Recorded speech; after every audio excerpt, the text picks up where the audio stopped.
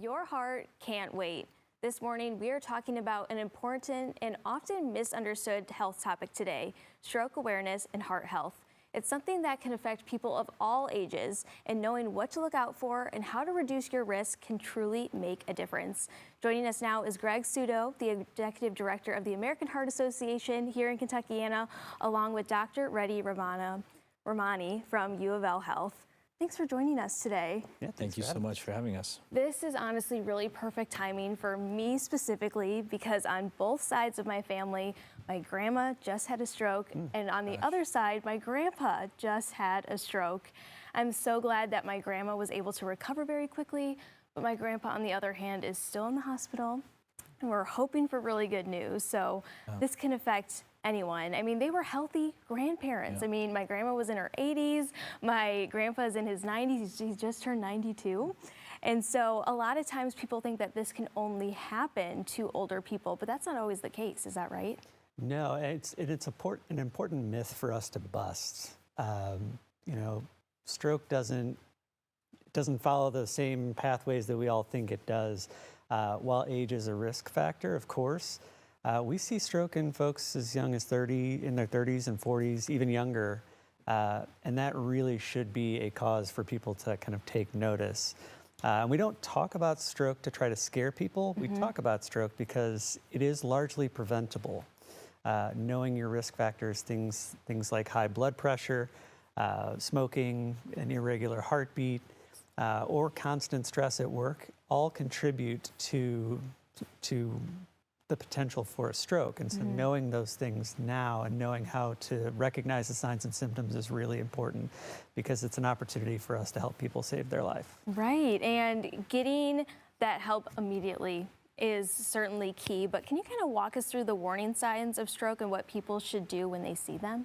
Yeah, so, time is of the essence in stroke, just as much as it would be in a heart attack. And so some of the numbers that we use is for every minute that the brain is without oxygen, the brain ages about 3.6 hours. And if you go out to an hour, it's 3.6 years. If you go out to 10 hours, it's 36 years.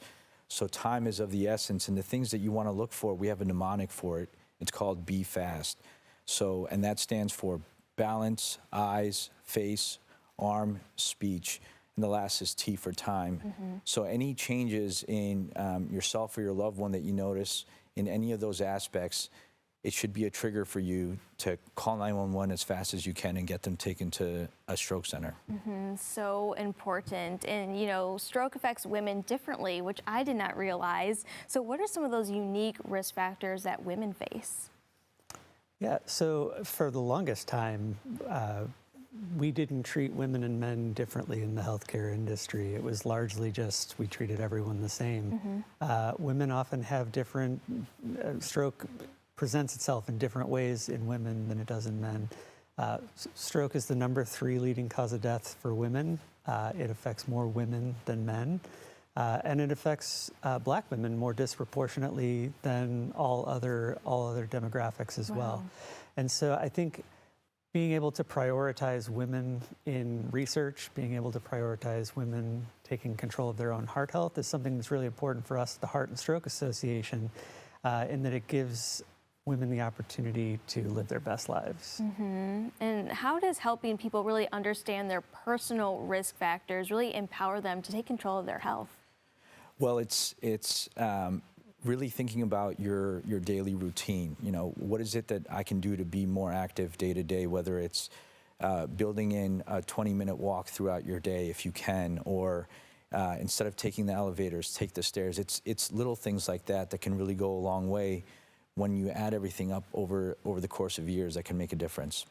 I think managing stress is a big one for people. That's why I wear a smart ring every day, is because I felt like I was a little on edge all the time at work or just doing daily activities. And so many people nowadays, I mean, even just scrolling on social media can be so stressful for people. So I think managing that, and then again, maybe even family history is always good. Is that always a good kind of indicator too? Yeah. What we do know for sure is if you've had a stroke before or a family history of stroke, you are at increased risk of having another stroke. And so knowing that about your family, should at least push you to seek those better habits and lifestyle. Absolutely. We were talking about women, just the question beforehand, but this is a really big event that you have coming up, your Go Red for Women Luncheon. I'm so excited because I'm actually a part of it this year. I went a couple years ago and it was just such an incredible day. You're kind of switching things up this year. So what are all the details for that? Yeah, so the Go Red for Women Luncheon is our opportunity to shine a light on women's heart health issues and brain health issues. I think about my own life and my mother, my wife, so often take control of everybody else's health. Yep. They schedule the doctor's appointments for the kids and for the grandkids and all of those things, but they so rarely take that time to focus their own attention on their own health. So this is an opportunity for us to shine a light on women's heart health, talk about the disparities in research funding, and just really give women the opportunity to celebrate life and give them the best chance at living a longer, healthier life. Yeah, we are so excited for that event coming up in June. So how can people get their tickets? Well, visit heart.org and you can learn more about all of the events that we have at the Heart Association and the Stroke Association. But yeah, heart.org. All right, just as simple as that. So thank you both so much for coming on today. It was a really good conversation. Absolutely. Thank you. All right, to learn more, just head over to heart.org.